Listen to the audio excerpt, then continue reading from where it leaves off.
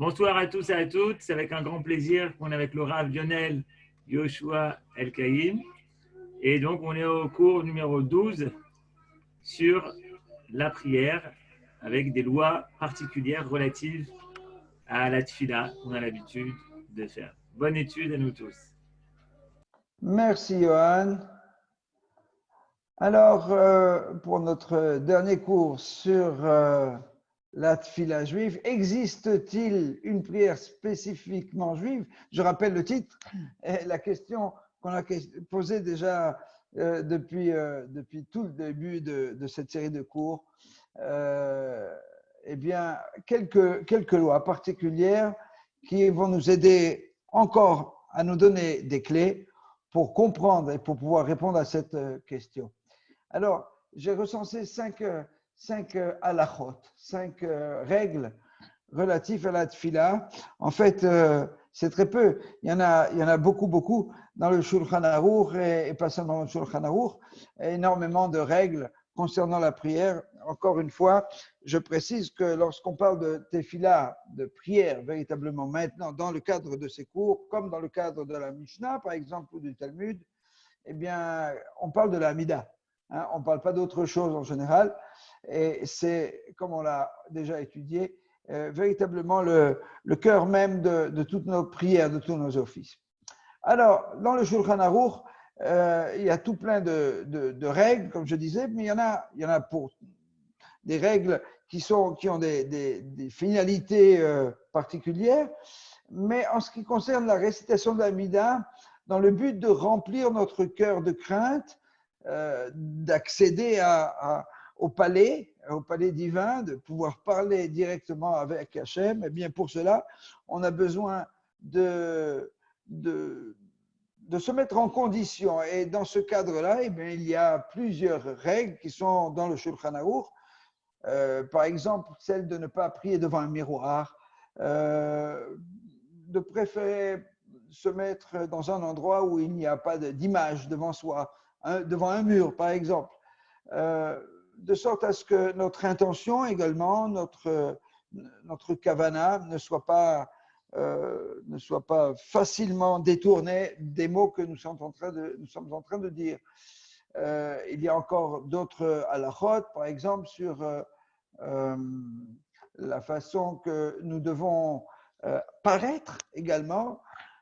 Donc, avant de commencer la Mida, eh bien, on doit bien vérifier que notre corps est présentable, que nos vêtements sont présentables, notre tenue est parfaite pour pouvoir se présenter et rendre audience au roi des rois. Mais j'ai retenu une des halachot dans ce cadre-là qui se trouve donc dans le Shulchan Aruch. Elle n'est pas énoncée par l'auteur du Shulchan Aruch, c'est-à-dire le Rabbi Yosef Karo, mais par le Rama. Le Rama, c'est Rabbi Moshe Isserles, l'un des deux co-éditeurs du Shulchan Aruch. C'est le texte numéro Aleph que vous avez, le premier, qui nous dit la chose suivante. Nohagim lifsoa shalosh psiot likrat atfila. Alors, c'est un minhag, mais c'est un minhag qui est devenu une chose acquise, une règle dans toutes les communautés. Alors, ce n'est pas recensé dans le Talmud, mais ça figure quand même dans le Shulchan Aruch. C'est donc c'est une loi importante, même si à l'origine c'est un minhag. Nohagim lifsoa, c'est-à-dire que nous avons l'habitude de faire trois petits pas, likrat atfila, dans l'approche de la tfila, de la Hamida. Kedei levate et aratzon lehitkarev, afin d'exprimer notre désir, lehitkarev velamod lifnei Hashem, notre désir de nous rapprocher et de nous tenir devant Hashem. Alors ça, c'est les paroles du Shulchan Aruch, du Rama, comme je viens de le dire. Et donc, effectivement, il y a une raison qui est donnée à cette règle. On ne nous dit pas juste de faire 3 pas en avant, et puis d'ailleurs, on ne nous dit même pas si c'est en avant ou en arrière. Hein. Il y en a qui font les deux d'ailleurs. Hein. 3 pas en arrière, 3 pas en avant, pas sur le côté, mais 3 pas en arrière pour pouvoir accéder à l'endroit où on était, parce que c'est là qu'on veut prier. En vérité, on ne parle que de 3 et pas de 6 pas ici, donc il s'agit surtout des 3 pas qu'on est censé faire en progressant devant. Ouais. Alors, le Shulchan Aruch nous donne une raison, il motive cette règle en disant pour exprimer donc notre désir de nous tenir devant Hachem. Bon, alors c'est vrai que c'est une règle intéressante, ça se comprend, mais enfin, il nous en faudrait un peu plus pour comprendre parce que finalement Hachem se trouve partout. Et ce n'est pas en faisant 3 pas supplémentaires devant moi que je suis plus devant Hachem que je ne l'étais juste avant. Et alors, exprimer cette volonté de me rapprocher et de me tenir devant Hachem, que cela peut signifier. Alors bon, c'est des petits pas anodins. Hein. D'ailleurs, sur cette règle-là, il y a beaucoup de choses qui ont été écrites dans les textes, pas dans le Shulchan Aruch même, mais dans les commentateurs. La grandeur de ces pas, est-ce que ça doit être des pas normaux, des petits pas, des moyens pas? Évidemment, je ne vais pas alourdir, on va essayer de comprendre un petit peu le sens de ces pas. Et pour cela, eh bien, nous avons un commentateur qui s'appelle le Shlah HaKadosh, Rabbi Yeshayahu Horowitz, qui était d'origine allemande, qui a vécu à Prague un moment et qui a fait sa aliyah, enfin qui a beaucoup bougé à travers l'Europe du XVIe siècle et qui est venu s'installer à Tibériade, à Tzfat, et puis il est enterré à Tibériade. On peut voir son tombeau, un grand tombeau tout près de celui de Maïmonide. Et alors, le Shlah HaKadosh, Rav Horowitz, disait la chose suivante. Concernant justement cette loi de faire 3 pas, d'avancer pour faire la Hamida, il nous dit la chose suivante. La raison pour laquelle on s'avance, on fait 3 pas, eh bien, Shenigash Moshe Rabbeinu alav hashalom kodem tfilato letor shalosh psiot chosher anan va'arafel.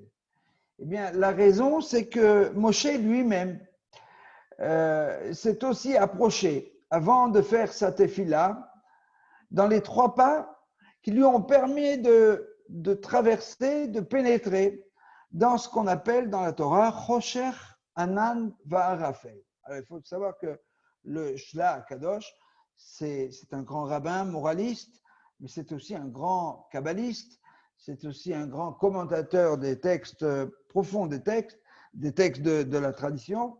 Et donc, il fait tout de suite référence à des choses qui nous sont un peu difficiles d'accès. Alors, de quoi il s'agit?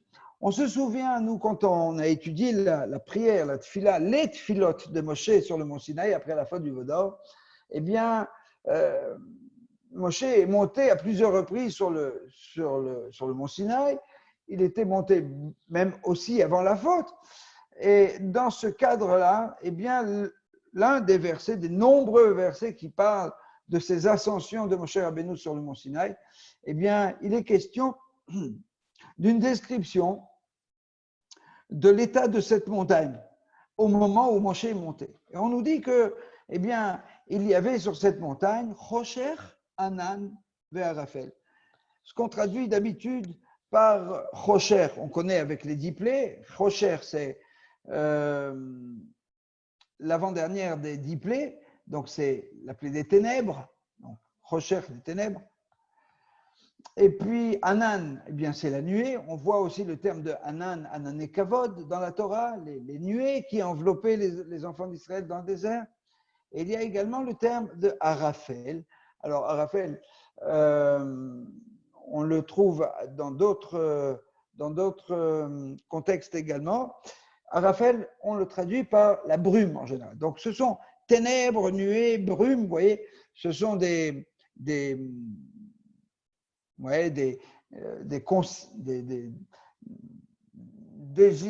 désignations d'une certaine situation qui n'est pas très claire. On se trouve dans un lieu qui est assez opaque. Et donc, mais il y a des degrés, il y a des nuées, il y a des ténèbres et il y a de la brume. Ce sont divers degrés d'intensité d'une opacité. C'est comme ça qu'on le comprend. Ce sont des choses qu'on connaît dans le monde dans lequel nous vivons. On sait ce que c'est que l'obscurité, le noir, la nuit, oui. On sait ce que c'est qu'une nuée, le nuage, oui. Ou la brume. Ouais. Mais évidemment que ce n'est pas tout à fait de ça dont le Shlach Kadosh veut nous parler. Il s'agit ici plutôt de notions spirituelles, hein, avec des niveaux de perception du divin qui sont pour nous un peu éloignés, vu qu'on n'est pas toujours très habitué à ce genre de concept très précis au niveau de la Kabbalah. Et donc, il nous dit, finalement, on ne va peut-être pas nous comprendre exactement ce que signifie en termes spirituels Rocher, Anan et Arafel. Ce sont des degrés, on le comprend, que Moshe devait traverser, devait passer pour arriver à capter la parole de Hachem. Donc, il ressort de cet enseignement que le processus d'approche de Moshe Rabbeinu, Moshe ne va pas directement entendre la parole d'Hachem, il ne va pas non plus lui-même s'adresser à Hachem sans avoir franchi ces trois degrés de perception. Finalement, la nuée, l'obscurité, ce sont des conditions quelque part, on peut appeler nous atmosphériques, qui nous permettent ou pas de voir ce qu'il y a un peu plus loin de nous. Ouais. Et c'est la même chose au niveau spirituel, nous dit le Shlach. Et donc nous, quand nous allons faire notre Amida, eh bien, on devrait procéder à peu près de la même chose. Évidemment, dans une certaine mesure. Hein. Il y a donc ce Arafel qui est le troisième de ces niveaux, de ces étapes de passage qui nous permettent d'accéder à la parole d'Hachem ou au dialogue possible direct en intimité avec Hachem.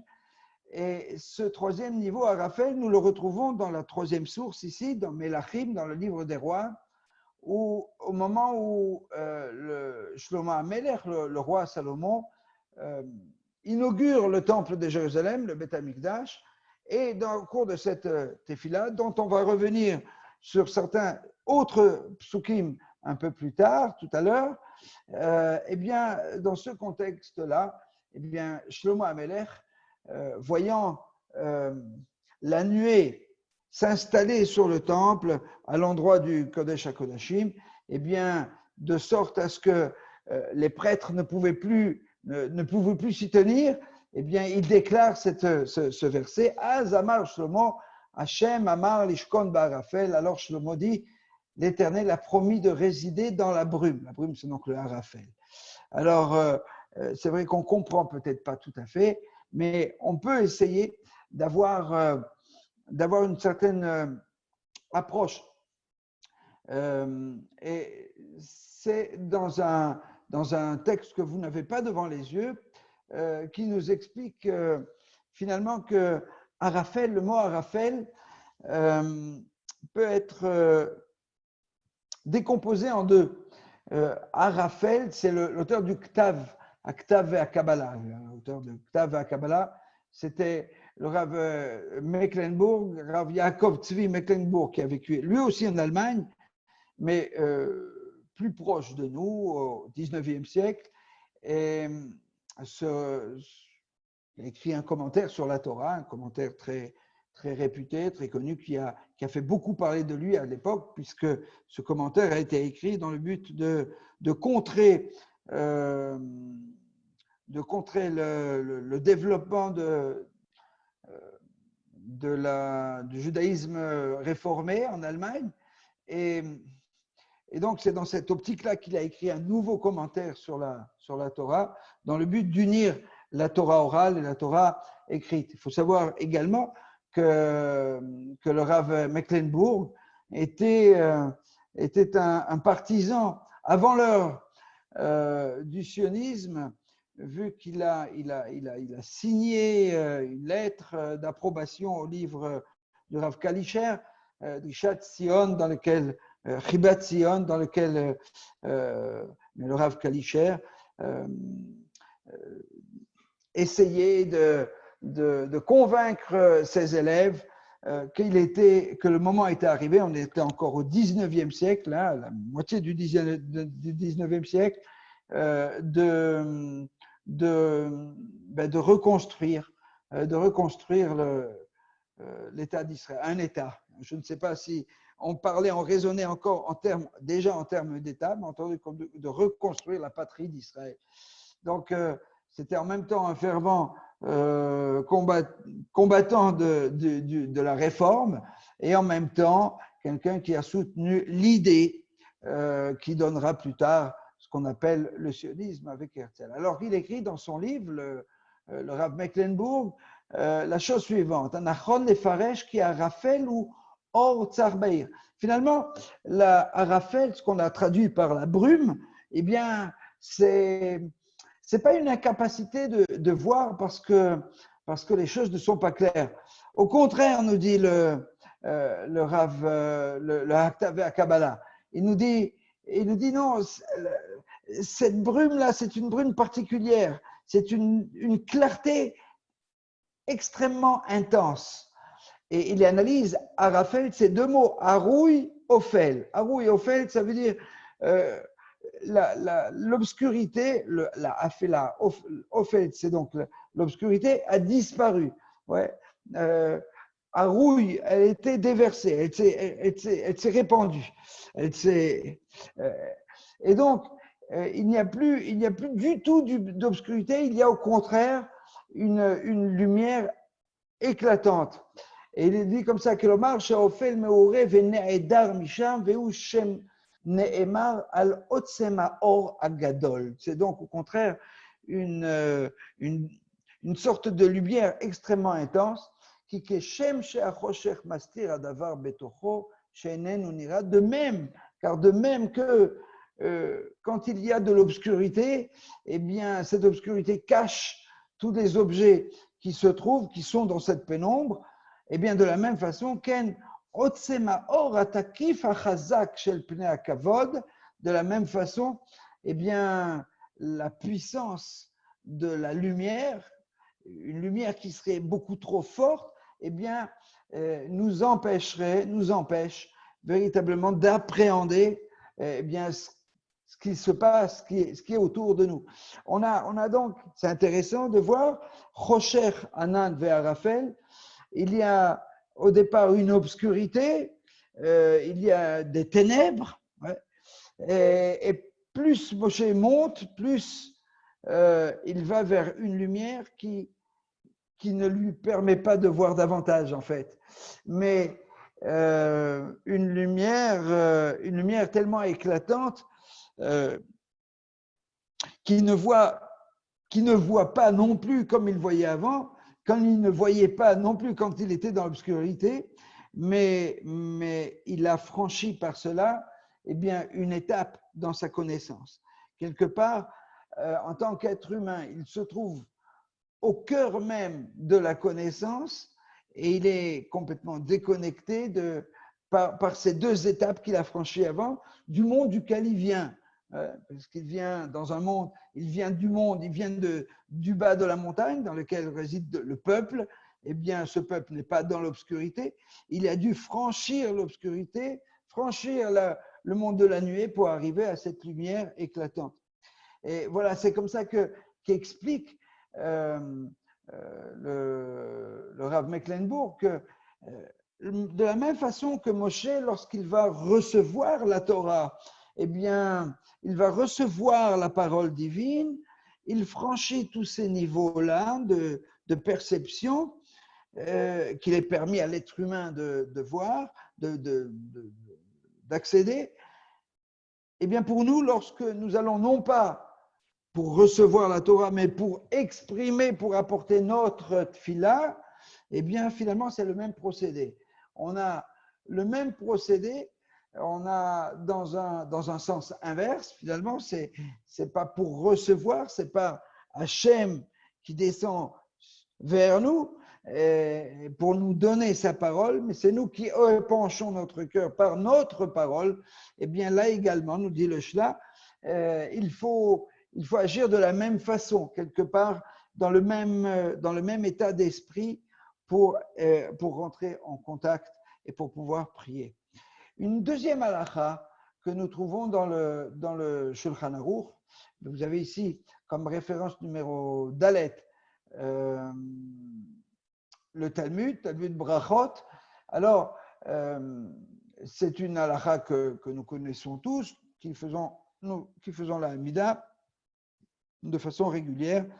Alors, la Hamida, on a vu la semaine dernière, est composée de 19 bénédictions, ok, mais il y a un petit verset avant. La Hamida ne commence pas directement avec la première bracha, de la même façon qu'elle ne termine pas avec la 19e bracha. Il y a en introduction et en conclusion de la Hamida 2 versets des psaumes. C'est ce que nous dit le Talmud. Amar Rabbi Yochanan, Betrila, hu omer, Hashem Adonai sefatai tiftach ufi yagid tehilatecha.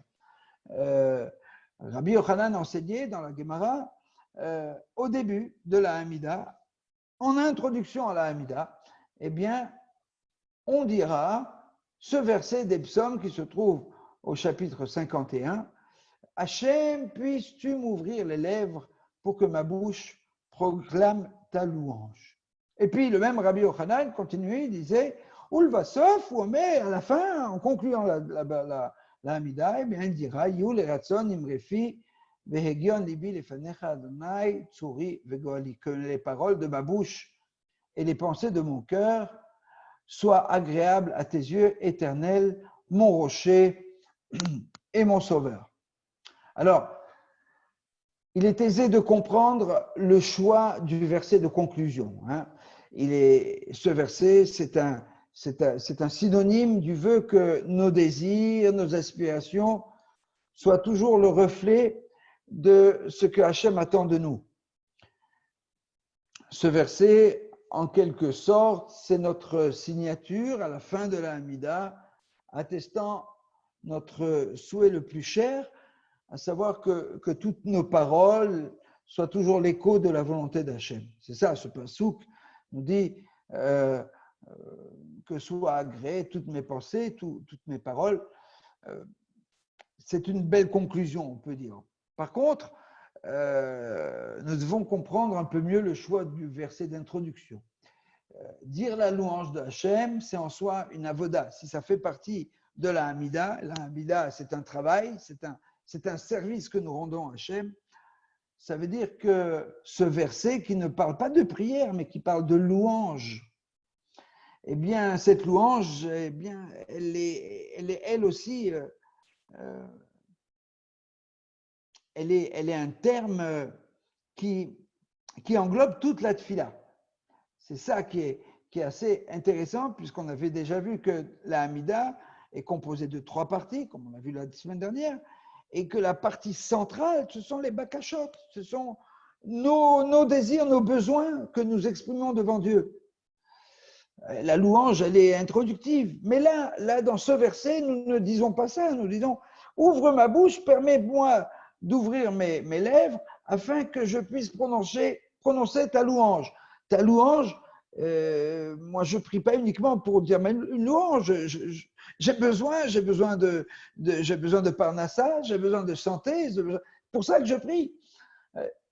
Alors, il faut comprendre de quoi il s'agit ici.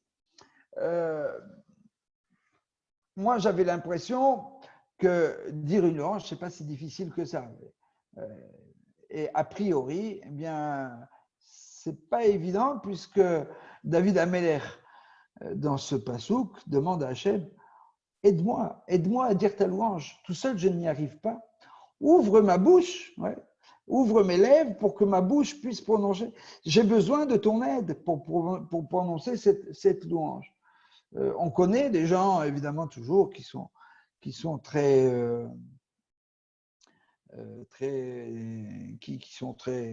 amenés à dire beaucoup de louanges. Alors, de quelle louange il s'agit? Des louanges faciles à dire, des louanges qui sont a priori pas évidentes.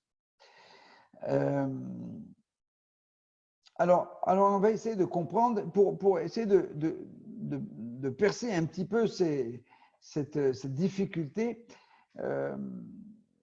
Je renvoie à un livre du Rav Cherki, Rav Uri Cherki, qui a une explication magnifique, remarquable vraiment sur ce verset de Hachem Sefata et Tiftar qui se trouve en introduction à l'Hamida. Et ce verset fait partie, donc je disais tout à l'heure, du chapitre 51 des psaumes.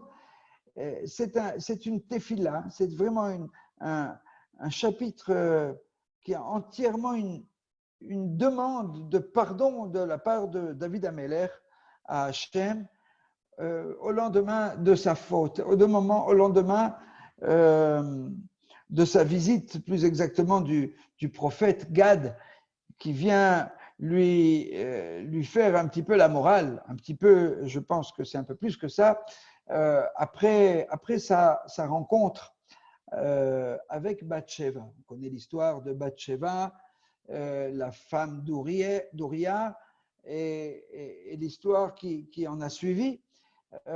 Donc David se trouve après cela, après cette première rencontre avec Bathsheba, après le décès, après la mort, c'est pas le décès, mais après la mort d'Ouria au combat, et David est complètement plongé dans une situation de tristesse. Il sait qu'il a fauté et il ne voit pas comment en sortir. Il ne voit pas comment pouvoir lever la tête après cet épisode. C'est-à-dire que Hachem, pour lui, s'éloigne quelque part de lui. Il se sent rejeté des hommes. Le prophète vient le remettre à l'ordre, mais il ne trouve pas le moyen de relever la tête et de pouvoir s'en sortir. Alors, il faut savoir qu'à cette époque, à l'époque du roi David, il n'y a plus de Mishkan. Le Mishkan Shiloh, le Mishkan qui était déposé à Shiloh pendant quelques bonnes années, est détruit. Il n'y a pas encore de temple à Jérusalem. Effectivement, on avait la permission d'offrir des sacrifices sur ce qu'on appelait les bamotes, c'est-à-dire les hauts lieux sur certaines montagnes, mais pas toutes les offrandes étaient acceptées. On ne pouvait pas apporter toutes les offrandes qu'on aurait pu apporter au Mishkan ou qu'on pourra apporter lorsque le temple sera construit du temps de Salomon, son fils. Et donc, David s'adresse à Hachem, non pas par l'offrande, parce qu'il est incapable d'en apporter, il n'a pas les moyens, la possibilité de le faire. Alors, c'est par le biais de la tefila. Par le biais de la tefila que David s'adresse donc à Hachem, mais comment s'y prendre? Parce que fauter envers Hachem, ça veut dire qu'on s'est rebellé contre lui. Ça veut dire qu'on s'est rebellé contre la volonté de Hachem. Dans ces conditions, eh bien, on ne peut pas prier. Tout simplement, celui qui faute s'éloigne de Hachem. Et il faut quelque chose pour le ramener sur le droit chemin. évidemment, il y a la tchouva, mais la tchouva, c'est dans le cœur. Il faut encore quelque chose de concret, mais il n'y a plus les sacrifices. Le korban khatat, il ne peut pas l'apporter pour pouvoir continuer sa route et pouvoir se sentir toujours encore accepté de Hachem. Alors, eh bien, il exprime sa tchouva, effectivement, dans ce psaume 51, en disant, en évoquant le nom de Hachem. Hachem, Sefatai Tiftach. Hachem, ouvre mes lèvres. Oui, Hachem, mais ce Hachem n'est pas écrit comme il est écrit d'habitude dans l'Amida, dans la prière ou dans la Torah. Ce n'est pas le tétragramme. C'est le Shem qu'on appelle Shem Adnout, c'est-à-dire qu'on le prononce de la même façon, oui, mais il est écrit avec uniquement les 4 lettres qui forment le mot Adonai, Aleph, Danet, Nun et Yud. Il n'y a pas de tétragramme. Pour nous, ça ne change pas grand-chose quand on prononce, puisque finalement, dans les 2 cas, on prononce de la même façon. Mais dans les Sidorim, si vous prêtez attention, eh bien, vous verrez que dans ce verset, contrairement aux autres, il y a encore un seul endroit dans toute la Hamida où ce nom apparaît sous cette orthographe. C'est dans la première bénédiction de la Hamida, mais à part ça, eh bien, partout vous avez le tétragramme, Yud, He, et Vav, He.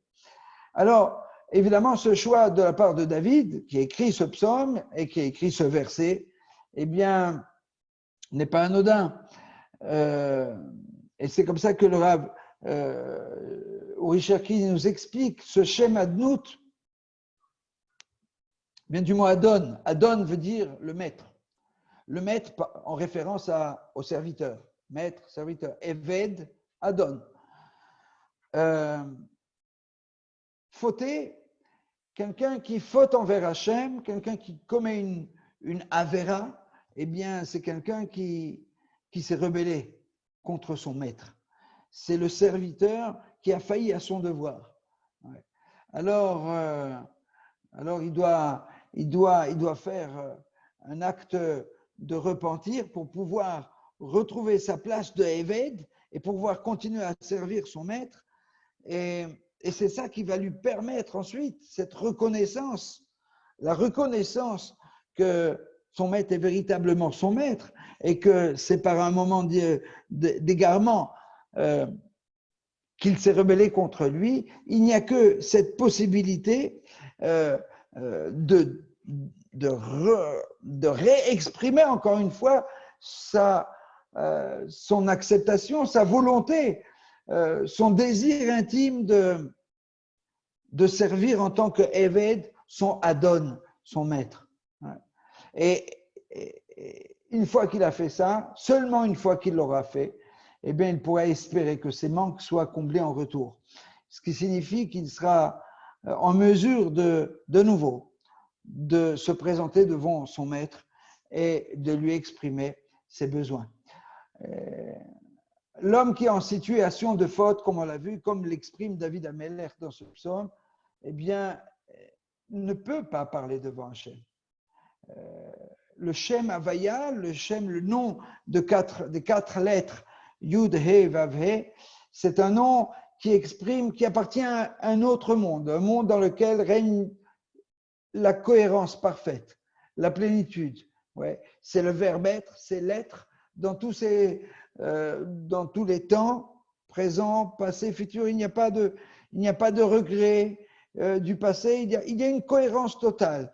Et donc, l'homme qui est encore dans le monde de la faute, dans le monde du manquement, eh bien, n'a pas accès à ce Shem Havaya.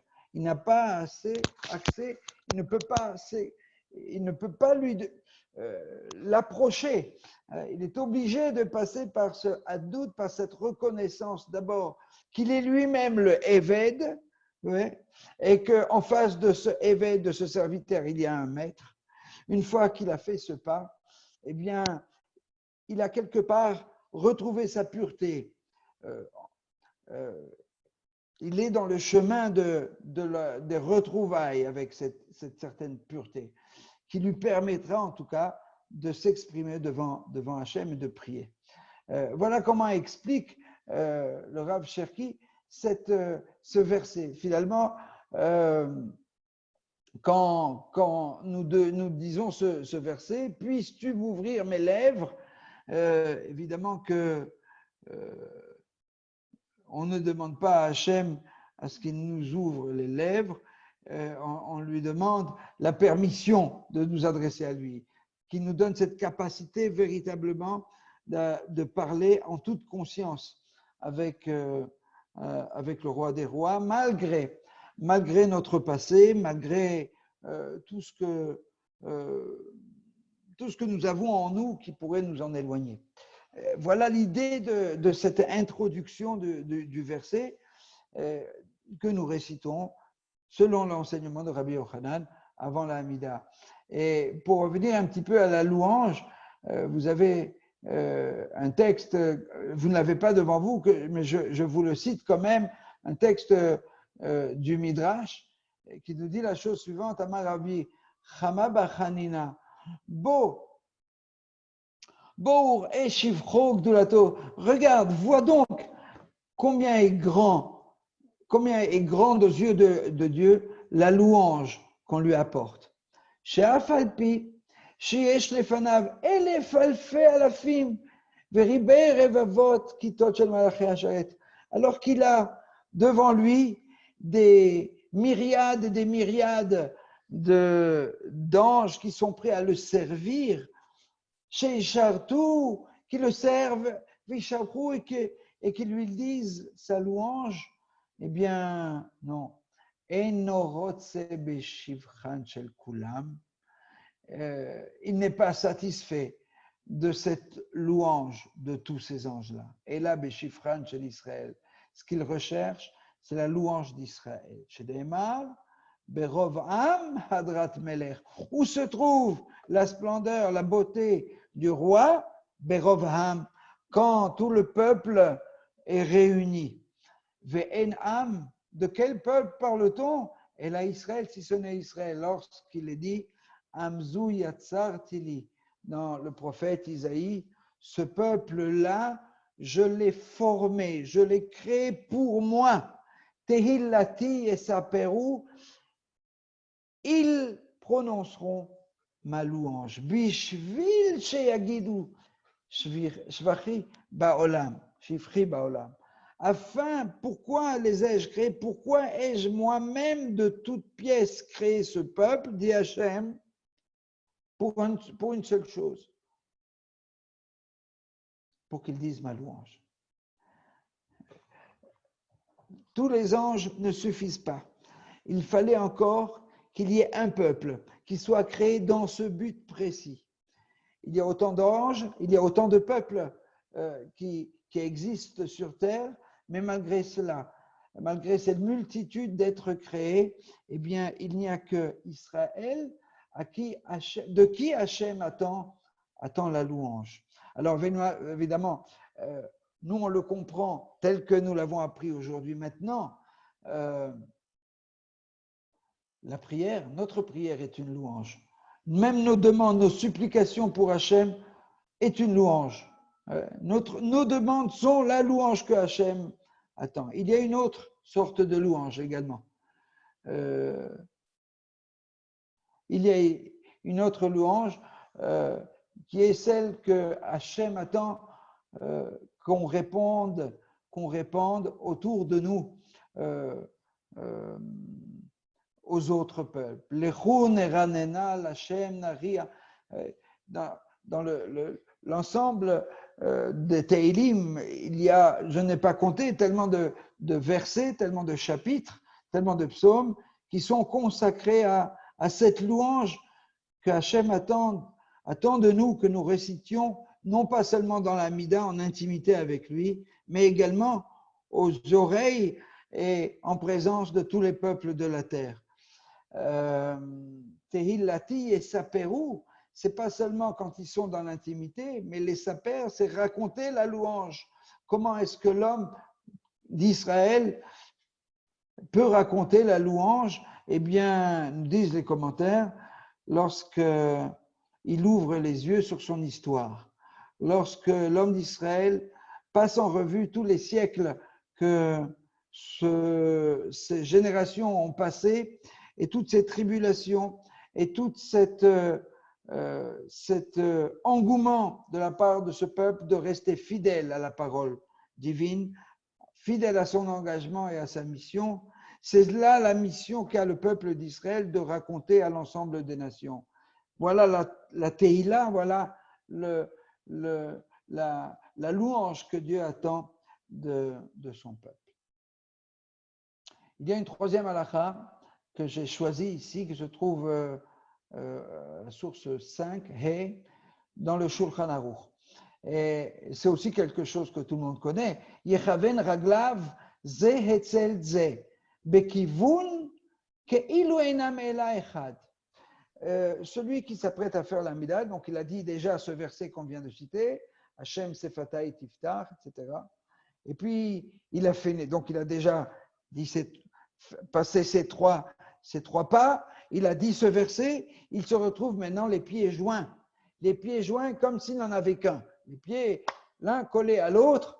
Pourquoi, nous dit le Shulchan Aruch, les hidamot les malachim, afin de ressembler à ces anges dont on vient de parler, dirtiv ba'en v'raglem regel yeshara, au sujet desquels le prophète a dit que leur pied est un pied droit, un pied qui n'a pas de genou quelque part, une jambe qui n'a pas de genou, qui n'est pas flexible comme celle des hommes. Alors les hommes également, eh bien, se tiennent pieds joints, les droits, pour ressembler à ce moment-là à des hommes. Kelomar raglehem nir'im keregel echad. Leurs deux pieds, leurs deux jambes doivent ont l'impression de ne former qu'une seule jambe. Yesh omrim keshomed eitpalel yelech lefanav shalosh psiot derech kiruv ve'agasha ledavar shetzarich la'asot, c'est ce qu'on a vu tout à l'heure également. Alors, qu'est-ce que ça signifie? Eh bien, le Mishnah Berurah, qui est un commentaire du Shulchan Aruch du début du XXe siècle, nous dit la chose suivante, les Davod d'Amalachim. Ça veut dire quoi ressembler à des anges? On est des hommes, on ne peut pas être des anges. Shekivan shemedaberim ashchina, nous dit le Mishnah Berurah, étant donné que nous sommes à ce moment-là en train de parler à Hachem. Ouh là là. Alors attention, il faut que je retrouve, parce que moi je le lisais sur mon texte là, maintenant je peux plus, je n'ai plus accès. Est-ce que je peux quand même avoir accès à mon texte? Je ne sais pas.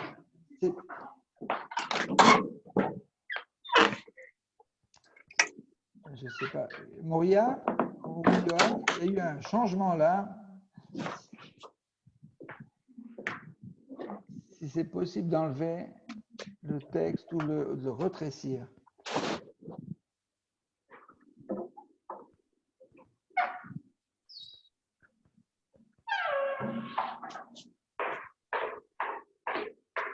Et il est en plein écran chez moi.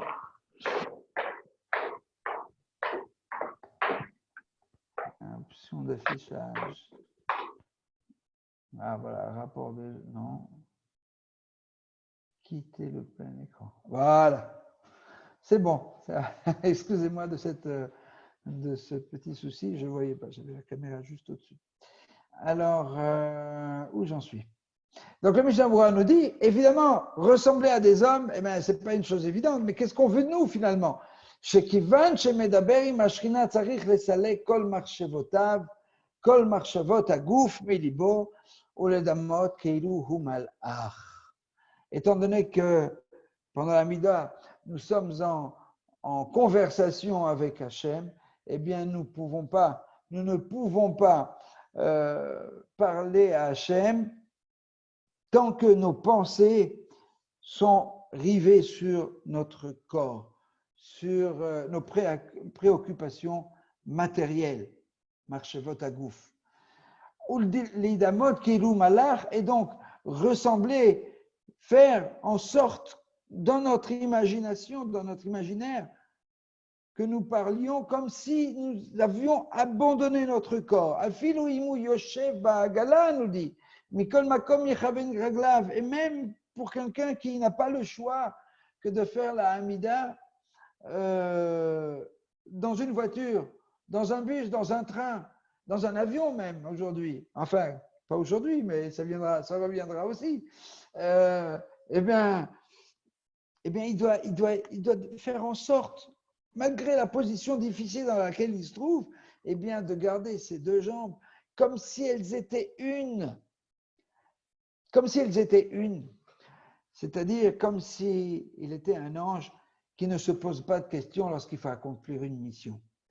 Il ne se remet pas en doute. Il ne remet pas en doute celui qui l'envoie accomplir sa mission. L'homme a justement cette capacité du libre arbitre de pouvoir accepter ou pas ce que Dieu lui demande. On ne le sait pas toujours ce que Dieu nous demande, mais on a quand même la possibilité de sonder un peu ce que Hachem attend de nous à travers la Torah. Eh bien, l'homme est capable de faire exactement le contraire de la mission qu'on lui demande, contrairement à l'ange. Eh bien non, on lui demande au moment de la tfila, oublie que tu es un homme, essaye d'arriver à ce niveau-là, de te mettre en condition de t'imaginer que finalement, ce qui compte, c'est d'accomplir sa mission. Même si cette mission-là semble a priori ne pas correspondre à ce qui est bon pour nous. C'est ça le but de la tfila quelque part, de remettre les choses à leur place et de retrouver le bien fondé de ce que nous attendons de notre vie quelque part. Alors voilà l'idée de ressembler à l'ange à ce moment-là. Et j'aimerais passer à la 4e halakha, qui est aussi une halakha que tout le monde connaît. Vous savez, quand on construit une synagogue, eh bien, il y a certaines règles. On doit faire en sorte que cette synagogue soit dirigée vers Jérusalem quand on est en dehors d'Israël. Alors tout ça, ça apparaît dans le traité de Brachot, dans le Talmud. C'est le Zayin, le petit Zayin que vous avez chez vous. Ah non, il n'y a pas le Zayin, tout ça, il n'y a pas. Si, on les voit un tout petit. Ouais, encore un petit peu. Voilà, Talmud Brachot 30a. Et alors là, le verset nous dit comme ça. Enfin, le Talmud nous dit la chose suivante. Haya omed bechutz laaretz. Si le bonhomme se trouve en diaspora, en dehors d'Israël, alors, dans quelle direction doit-il se placer pour faire la Hamida? Eh bien, il nous dit Yechaven et libo keneged eretz Israël. Eh bien, il devra diriger son cœur, mais pas seulement son cœur, également son corps, en direction d'Eretz Israël, de la terre d'Israël. Sheneemar veitpalelu elecha derech artzam. Comme il est dit, ils te prieront Hachem, derech artzam, par le biais de leur terre. Ayaomed be'eretz Israël. Mais si le bonhomme se trouve en Israël, Yechaven et libo keneged Yerushalayim, il n'est pas encore arrivé au bout de ses peines, il a encore une direction, il a encore un chemin. Et donc, doit se diriger vers Jérusalem. Comme il est dit, ils prieront Hachem par le biais de la ville que tu as choisie. S'il se trouve à Jérusalem, Yechaven et libo keneged bet hamikdash. Eh bien, il devra se diriger en direction du Bet Hamikdash. Sheneemar veitpalelu el habayit hazeh. Ils prieront vers cette maison. Haya omed bevet Hamikdash. Et s'il se trouve à l'endroit du Bet Hamikdash, alors Yechaven et libo keneged bet kodesh kodashim. Eh bien, il se dirigera vers le Saint des Saints. Sheneemar veitpalelu el hamakom hazeh. Ils prieront vers cet endroit. Alors, toutes ces références, on voit ici plusieurs références, Veitpalelu, elles sont toutes contenues dans cette dans cette prière magnifique du roi Salomon que vous avez un peu plus bas. On ne va pas tout lire. Vous pourrez le faire après le cours. Pour ceux qui n'ont pas encore lu avant, cette prière dont je parlais tout à l'heure, qui a été adressée par Shlomo HaMelech au moment de l'inauguration du premier temple de Jérusalem. Une longue tefila que Shlomo a prononcée lors de la fête de Sukkot. Et alors, il est dit comme ça, qui est Tse Amecha la Milchama, je vais le dire directement en français, quand ton peuple ira en guerre contre l'ennemi, là où tu l'enverras, et qu'ils t'adresseront leurs prières. Hachem, tournez vers la ville que tu as élue et vers la maison que j'ai bâtie de ton honneur. Tu entendras du ciel leur voix suppliante et tu leur feras justice. Palelou el Hachem, ils t'adresseront leurs prières, Hachem. Derech ha'ir, n'est-ce pas, par le biais de cette ville. Et puis, Palelou un peu plus loin, Derech hartam, Asher natat ala avotam. S'ils se trouvent plus près, ça c'était s'ils étaient encore en Israël, mais là dans la deuxième, s'ils reviennent à toi de tout leur cœur et de toute leur âme, toute leur âme dans le pays où leurs ennemis les détiennent, donc ils ne sont pas dans leur pays, ils sont en diaspora, et qu'ils t'adressent leur prière, de nouveau, eh bien, ils ne prieront pas n'importe comment, ils prieront toujours dans la direction de leur pays. Oui, parce que le fait de prier, évidemment, c'est se sentir en proximité avec Akadosh Baruch Hu. Évidemment, Akadosh Baruch Hu se trouve, est omniprésent, et il se trouve partout où l'homme se trouve, veut bien le trouver. Eh bien, malgré cela, l'homme juif ne prie pas sans cette direction d'Eretz Israël, sans cette direction de Yerushalayim, sans cette direction du Beth Amikdash. Et c'est un élément, je dirais, constitutif de la tefila juive, de prier par l'interne en se connectant à Eretz Israël et à Jérusalem, avec ces niveaux de. D'ailleurs, les commentaires du Shulchan Aruch, certains commentaires expliquent que celui qui se trouve à Jérusalem doit avoir conscience lui aussi qu'il prie étant à Jérusalem par le biais d'Eretz Israël, par le biais de Jérusalem, vers le temple, vers le Saint des Saints. C'est-à-dire qu'à chaque fois que nous prions, eh bien, nous avons tous ces éléments qui sont constitutifs du cadre de la tefila que nous prononçons. La terre d'Israël, Jérusalem, le temple et le Kodesh HaKodashim font partie intégrante des mots que nous prononçons dans la Hamida. Ils font partie même de l'identité de notre tefila. En tant que fils d'Abraham, Yitzhak et de Yaakov, qui tous ont élu comme lieu de prière cet endroit-là. Eh bien, le peuple également, à travers la tefila,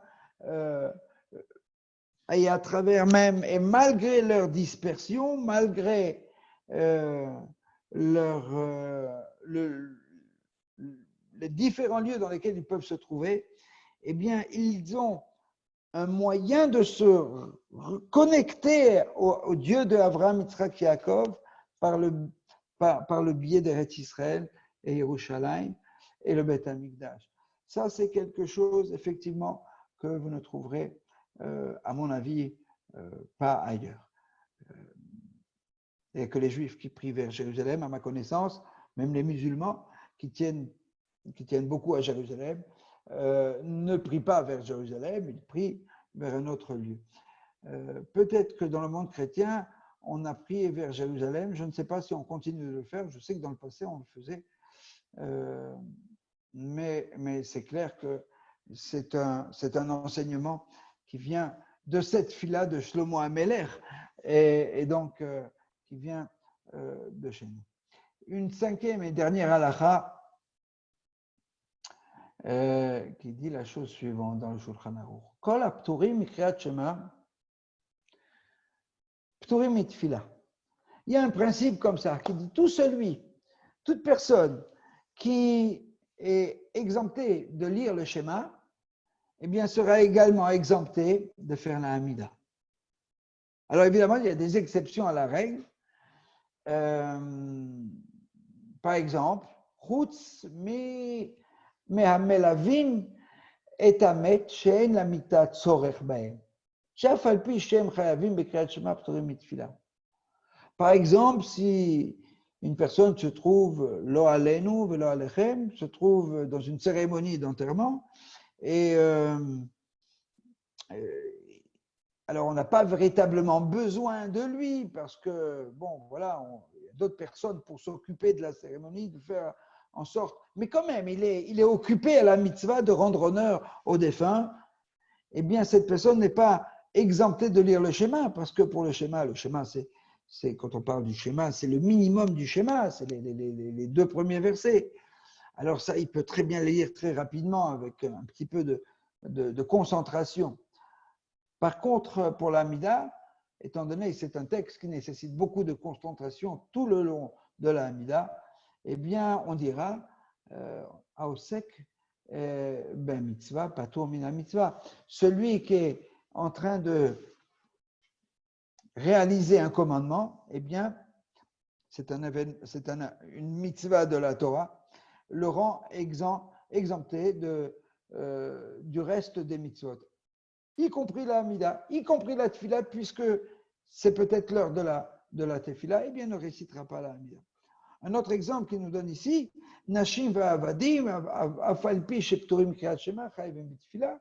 Un autre exemple d'exception à cette règle, à savoir que les femmes ne sont pas astreintes à lire le schéma matin et soir, parce que c'est une mitzvah qui dépend d'un temps, qui est positive et dépend d'un temps. Ce qui ne veut pas dire que les femmes ne doivent pas lire le schéma. Beaucoup de femmes ont l'habitude, et tout à fait justement, de lire le schéma matin et soir comme les hommes. Mais ce n'est pas une obligation au même titre qu'ont les hommes. Malgré cela, eh bien, les femmes sont quand même astreintes à la mitzvah de faire la tefila, parce que la tefila est une mitzvah qui ne dépend pas d'un temps. Même si nous la faisons à des heures précises aujourd'hui, c'est quoi ce qu'on voit là? Un texte là, bizarre. Oui, d'accord. Et puis la dernière exemption, le dernier exemple que nous donne Shulchan Aruch à propos de cette règle-là, c'est celle qui était, à mes yeux, la plus intéressante. Mishetorato umanuto. Celui, alors c'est un concept qui existe encore aujourd'hui, mais pas du tout, qui ne veut pas dire du tout la même chose. Mishetorato umanuto. Celui pour qui l'étude de la Torah est véritablement son art. C'est-à-dire, c'est son métier. Qu'est-ce qu'il fait dans la vie? Il ne fait rien d'autre que d'étudier la Torah. Ouais. Et encore, il mange et il dort, et encore, et encore. Mais il ne fait rien d'autre que ça. Il ne fait qu'étudier. Alors on dit, Shulchan Aruch, Mishitorato Manato, Kegon, Rabbi Shimon Bar Yochai. Alors, il faut donner un exemple, parce qu'on n'en connaît pas beaucoup des comme ça. Ouais. Rabbi Shimon Bar Yochai, lui, Vechaverav et ses acolytes. Alors, si on trouve encore des gens comme lui, comme Rabbi Shimon Bar Yochai, alors, Mafsik le Kriyat Shema, eh bien, il interrompra son étude de la Torah pour faire le schéma, pour réciter le schéma. Par contre, Velo le Tfila. Par contre, il continuera d'étudier même si c'est l'heure de la Tfila. Avalanu mafsikim ben kriyat shema ben tfila, nous dit le Shulchan Aruch. Mais nous qui vivons dans un monde bien différent de Rabbi Shimon Bar Yochai, eh bien, il n'existe pas de situation analogue. Et donc, il n'existe pas même quelqu'un qui étudiera la Torah et qui pense l'étudier tous les jours, matin et soir, toute la journée de sa vie, toute la durée de sa vie, eh bien, qui n'exerce pas de métier, eh bien, ne rentre pas dans ce cadre de Rabbi Shimon Bar Yochai. Même si cette règle dans le Shulchan Aruch, elle n'est que elle n'est que théorique quelque part. Et donc, il faut comprendre de cette halakha qu'il y a d'un côté étude de la Torah, il y a de l'autre côté le devoir de prier, de la tfila, et que finalement, l'un l'emporte sur l'autre. Il y en a l'un, l'étude de la Torah a une force bien supérieure à la tefila. Par les deux, quel lien qui unit l'étude de la Torah et à la tefila? Eh bien, c'est que les deux, par les deux, on rentre en contact, on entend la parole de Hachem. Dans la tefila, quelque part, c'est nous qui nous exprimons, mais dans le but d'être écouté et d'avoir la réponse de Hachem. Dans l'étude de la Torah, eh bien, nous avons directement la réponse. Et donc, celui qui accède par le biais de l'étude de la Torah à cette connaissance, mais qui ne fait que ça, eh bien, n'a plus besoin de prier. C'est ça que le Shulchan Aruch vient nous dire ici. Il n'a plus besoin, mais c'est encore pour nous quelque chose de bien théorique. Je dis bien théorique parce qu'heureusement, le Shulchan Aruch nous dit aujourd'hui, nous le dit, il a été écrit il y a quelques siècles, il y a des personnes aujourd'hui en Israël ou ailleurs qui considèrent Torato, Umanuto, Toratam, Umanutam, et qui croient que par l'étude de la Torah dont ils font le plus clair de leur vie, qu'ils passent le plus clair de leur vie au Beth Midrash, eh bien, pensent pouvoir être astreints d'autres obligations. On voit en tout cas que pour la tefila, je pense que il devrait en être de même pour beaucoup d'autres obligations que, comme nous dit ici le Shulchan Aruch, que ce n'est pas parce qu'on étudie la Torah et qu'on n'a pas de métier qu'on ne peut pas s'occuper de beaucoup d'autres choses à côté. Je terminerai, parce que le temps est déjà dépassé, par une tefila, une fila qui a déjà été écrite par le prophète Ishaïa il y a bien longtemps. C'est un texte qui se trouve à l'entrée, sur le perron de beaucoup de synagogues dans le monde. Va'avioti melach kochi, vesimartim bevet tefilati olotehem vezifrehem leratzon al mizbechi, ki veti bet tefila ikare lechol ha'amim. Je les amènerai sur ma sainte montagne, je les comblerai de joie dans ma maison de prière. Leurs holocaustes et autres sacrifices seront les bienvenus sur mon autel, car ma maison sera dénommée maison de prière pour toutes les nations. Amen. Voilà, je remercie tous ceux qui ont suivi, qui ont participé à ces cours. Alors, comme vous le voyez, c'est clair, on n'a pas épuisé le sujet. Il y a beaucoup encore à apprendre, et heureusement que c'est comme ça. Mais je pense qu'on a quand même réussi à déterminer une certaine approche de la tefila juive.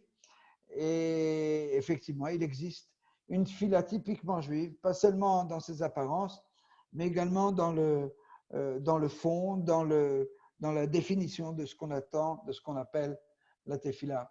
Alors, encore une fois, un grand merci. S'il y a encore des remarques, s'il y a des questions, des remarques, elles sont toujours les bienvenues. Peut-être qu'on se retrouvera dans d'autres circonstances, dans d'autres séries